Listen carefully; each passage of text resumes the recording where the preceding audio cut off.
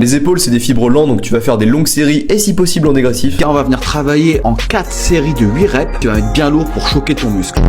Les élévations latérales, on les travaille bien évidemment en dégressif. On va partir sur un militaire en lourd que tu peux faire soit aux haltères, soit à la Smith. 2 séries lourdes entre 3 et 6 répétitions.